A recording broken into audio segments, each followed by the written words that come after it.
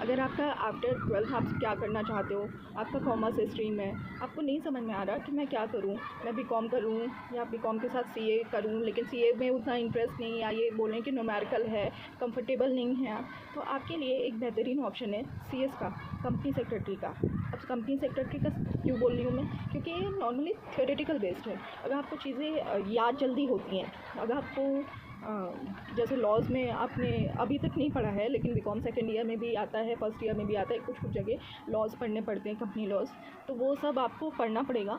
उसी तरीके से सीएस में आपको थोड़ा ब्रॉड वे में पढ़ना पड़ेगा, ठीक है।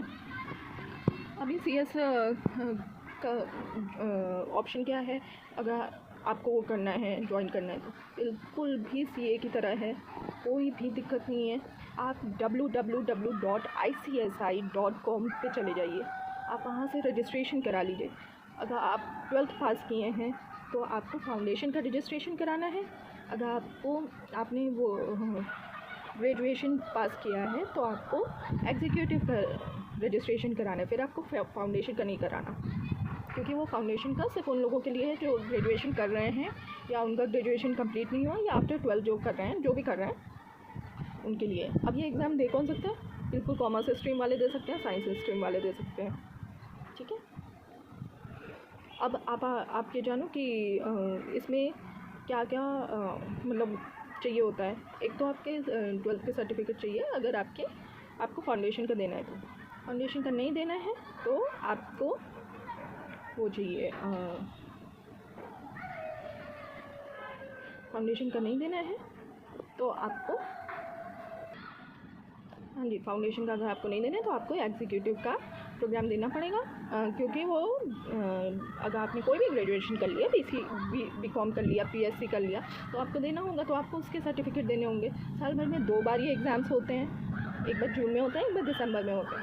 बिल्कुल ये मैं 100% नहीं कहूँगी कि ये लॉ बेस्ड होते हैं, क्योंकि बेसिक अकाउंट्स वगैरह इसमें भी आती हैं, तो 100% तो नहीं, लेकिन अगर आपको चीज़ें जल्दी याद होती हैं तो ये आप मान के चलो कि 80% ये थ्योरेटिकल है, 20% ये न्यूमेरिकल है, ठीक है।